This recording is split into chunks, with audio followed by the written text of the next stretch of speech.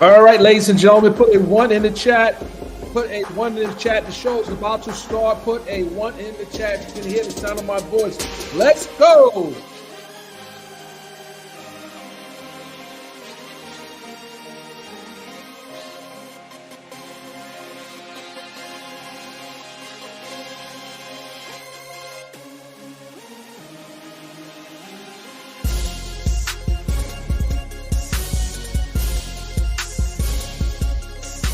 Two minutes, ladies and gentlemen, 2 minutes.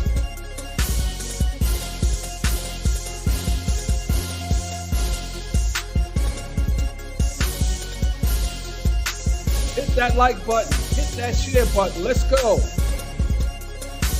We are broadcasting live on Hip Hop Inquirer's official YouTube page, as well as Mr. Dennis Byron, as well as Twitter.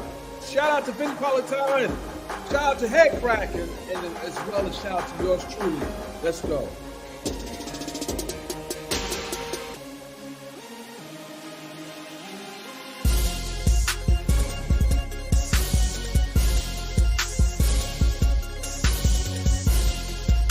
One minute, 1 minute. Hair and makeup, please. Hair and makeup. My nose is shining.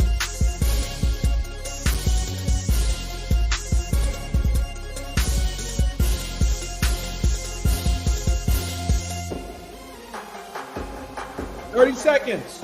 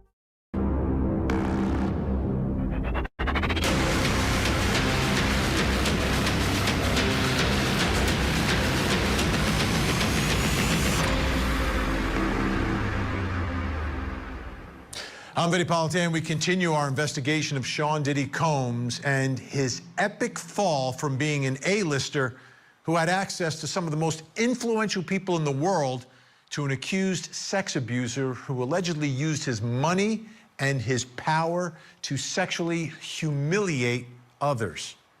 Here's his story.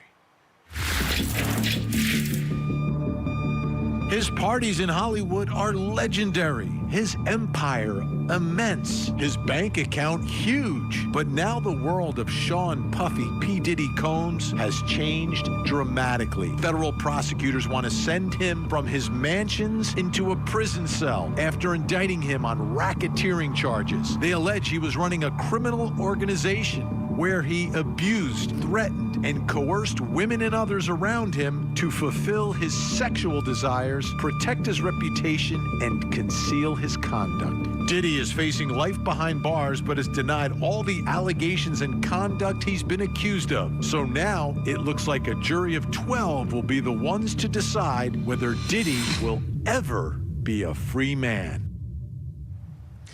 So in the indictment and in some of the civil cases as well, there's reference to these parties called freak-offs, where some of this abusive behavior would take place during, they call them freak-offs, and involved, you know, bad behavior, videos, lighting, heat, no air conditioning, baby oil, all these things. Now, have you been on social media recently? Because I have. And you just start scrolling through, and if you get into a Diddy rabbit hole here, you're gonna see things that are resurfacing from years gone by. A screen recording posted to YouTube by Jamal, AKA Jamal, shows LeBron James joined one of Diddy's Instagram live streams and comment on the Diddy parties. Hey, happy Easter to all y'all over there, man. What's up? Happy Easter. Happy Easter. We want to tell you we miss you playing, doing your thing on the court. But just you've been a leader in the community. Congratulations on everything you're doing with the schools. I got a couple of schools myself, so we in the fight together for the education, saving our communities. Man, like everybody know ain't no party like a Diddy party, so. Yeah, that's what's up. So LeBron, right, whether you think Michael Jordan is better than he is irrelevant, right? The guy's never gotten in trouble. He just doesn't get in trouble. So, but he's talking about Diddy parties. And then we've got these allegations from these freak-offs that are in the indictments. And the way everyone's talking about this is like it's all sort of jumbled together, which brings me to my next question. And I think this is important. Are Diddy parties different than the freak-offs? You know, is social media and the public sort of conflating the two? Are they separate entities? Is there any sort of crossover, or are they the same thing? Let's get some insight. Still with us tonight, editor-in-chief of Hip Hop Inquirer, Dennis Byron, and multimedia personality, host of national radio show Dish Nation, Head Crack. Okay, Dennis, I think this is significant because we're seeing what's happening on social media. All these old videos are coming up. People are talking about these parties, legendary parties.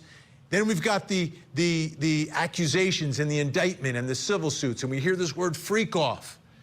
I've never been invited to any of this, but is there a difference between a Diddy party and a freak off?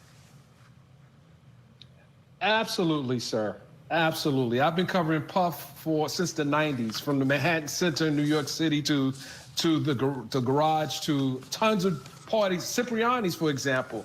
When I say Diddy brings out the stars, the hors d'oeuvres, I don't know anything about the freak-off parties, but the who's who in entertainment come to his regular parties, and I can tell you, they go into 2, 3 in the morning.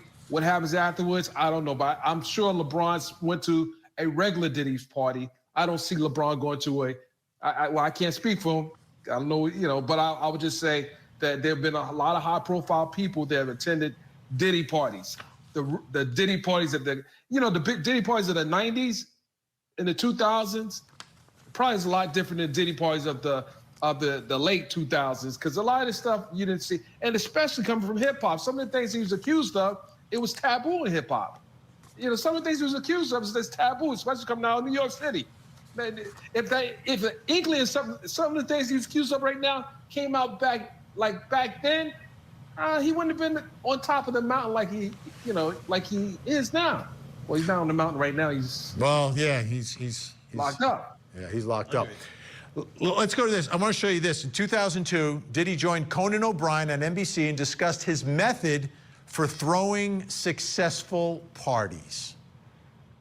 Got to keep them there. Right. You need locks on the doors. Yeah,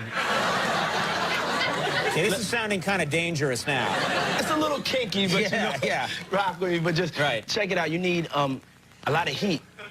A lot of heat. Yeah. Heat? You mean that physically the place has to be hot? You don't have no air conditioning. No air conditioning? No. Why is that? Heat affects the alcohol, and it also affects, like, everybody gets a little bit more comfortable and loose. Builds up a nice little sweat. Head crack. People are looking at these videos now. Obviously, we're looking through them through a different filter. How do you see the Diddy party where he's locking the door, turning off the air conditioning, versus a freak-off? Okay, and to echo what Dennis was saying, I think, around 3 a.m., that's when demon time kicks in, and the regulars go home. The civilians, the people who are not about that life, and the people that are there for the shenanigans, they stick around to the later parts so they can get stuck around, right? As it relates to what we just saw there, okay, yeah, if you're throwing a party and there's some sexual things going on, yeah, you want locks on the doors so no random person just walks into a room where something crazy's happened. Privacy, right? To the uninitiated, it sounds crazy. Being a freak is not illegal. Drugging people, raping people, holding people against their will, that is illegal. And that's some of the things, that gets blurred in all of this. Head crack, you just gave me a light bulb moment there. When I heard about the locks, I was interpreting it the other way. You lock the door to keep everybody in rather than keeping people out. Oh, no, Vinny, now you're OJ. You just kidnapped the whole party. And now, now you got a whole different situation that you got to deal with now. Gotcha. Okay. I'm glad you clarified that. Now, another video I got to show you on the popular YouTube show Hot Ones by First We Feast. Ashton Kutcher was asked for a story from a Diddy party. Diddy party stories, they're our favorite genre of anecdote, if you have one, yeah. Wow, okay, I've got a lot I can't tell. So, I can't tell that one either. I mean, I'm like actually cycling through them. There was one moment, so it's not really a party story, but our relationship was really bizarre. So it started over punked, because he was like, yo, don't punk you me. can't punk me. And I was like, I don't want to tell you, everybody's on the table. He's like, not me, I'm off the table. Okay, Dennis, Ashton there saying, well, I can't talk about this one, I can't talk about that one. Now, I'm not accusing him, but if you've got, the party and then the after party, the freak off afterwards, is it possible on some of these videos that there could be people we would know, like celebrities engaging or encouraging or watching some of this alleged illegal, coerced sexual behavior? I have no doubt that if they have a treasure trove of videos, some high-profile people on those videos, and the question is, why was he retaining it? I have no doubt, and I don't know if I actually got punked. I don't know. Yeah, I really don't. Some things you don't want to talk about. Anything I saw at his parties, I could talk about, with a few exceptions, but for the most part, yeah, I think there are probably some very interesting people in those videos. Now, and not just regular people, because Diddy didn't hang around regular people. Right. Super A-list. Now, back in 1999, Diddy joined Entertainment Tonight and discussed his parties. Let's listen to what he had to say. They don't want me to throw the parties no more, but we ain't gonna stop. We gonna keep on having fun, bringing people together from all walks of life. You're gonna hear about my parties. They're gonna be shutting them down. They're gonna probably be arresting me, doing all types of crazy things just because we wanna have a good time. Whenever you bring up a different element into people's environment, things that broaden people's horizon, people get intimidated. There's a lot of people out there that feel intimidated by it. It's just like people from all walks of life connecting and getting together. Head crack, he just said, I'm going to be arrested someday. Do you think that was some truth in humor, or is he just hyping the parties? God. I think he was hyping the parties, Vinny, but man, the way those words reverberate now because of all the things that are going on, it's very uncanny, And, listen, everybody likes to let their freak flag fly. I'm not one to yuck anybody's yum. Whatever you're into, that's what you're into. And, it's all fun and games until you cross that line.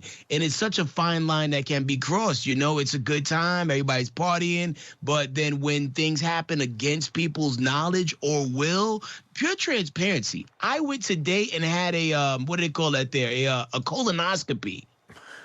After they gave me the drugs, I didn't remember nothing. And then I was like, hey, when is this starting? Putting that in the perspective of going to a party and people are giving you medical grade drugs or drugs that you're not used to being on, and you can't necessarily recollect or recall what happened the night before, it's crazy, and it's probably a story for a lot of people that they go through. Yeah. Or have been through. Yeah.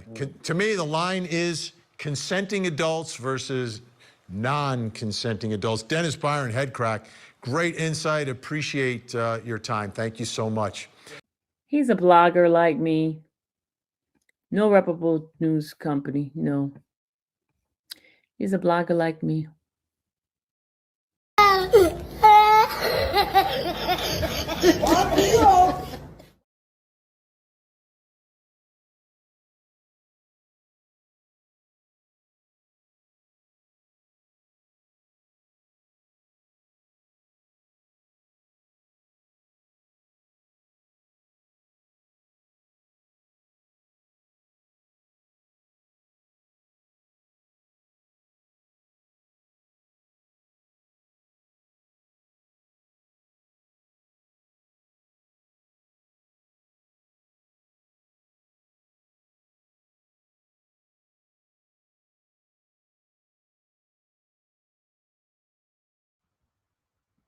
All right, guys. I'm sorry for the little petty. I had to be a little petty. Just a little petty. I hope you guys enjoyed the show. This was taped last week. I just didn't release it. I have another show coming up. Mum's the Word. A major announcement as well. So I just wanted to share some of the stuff I do outside of YouTube.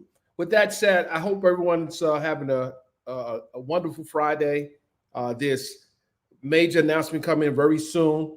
I don't partner up with a big dog, and we about to, do some fun stuff. With that said, ladies and gentlemen, make sure you are subscribing. Make sure you are telling a friend to tell a friend. Make sure you are liking, and make sure you just support what we're doing over here. We're going to keep it, and make sure you have a membership, because that's where we drop the exclusives.